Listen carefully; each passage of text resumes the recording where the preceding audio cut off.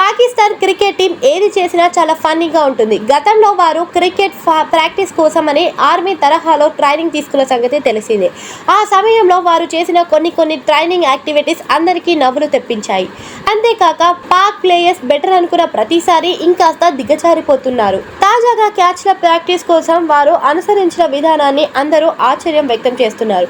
వీరు మారరు అంటూ పలువురు నెటిజన్లు పాక్ ప్లేయర్స్ పై కామెంట్లు చేస్తున్నారు. ఇంతకీ వారు చేసిన పని ఏమిటో, ఆ వివరాలు ఏంటో ఇప్పుడు చూద్దాం. ఇటీవల జరిగిన T20 ప్రపంచ కప్ లో పాక్ ఘోరంగా వైఫల్యం చెందిన సంగతి తెలిసింది.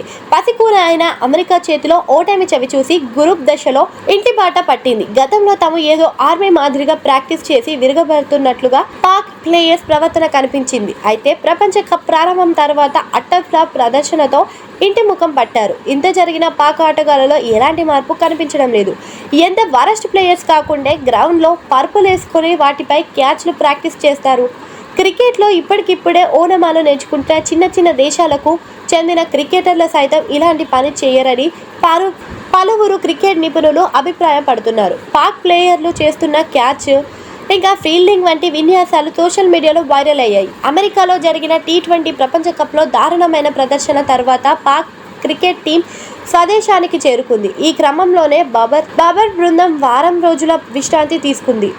అనంతరం తాజాగా లాహోర్లోని గడ్డాఫీ స్టేడియంని ప్రాక్టీస్ సెషన్స్లో పాల్గొంది. అక్కడ కొందరు ప్లేయర్స్ బ్యాటింగ్, బౌలింగ్లను ప్రాక్టీస్ చేస్తున్నారు. ఇదే క్రమంలో మరికొందరు క్యాచ్లను ప్రాక్టీస్ చేస్తున్నారు. వీళ్ళ ప్రాక్టీస్కి సంబంధించిన వీడియోలు సోషల్ మీడియాలో తెగ వైరల్ అయ్యాయి.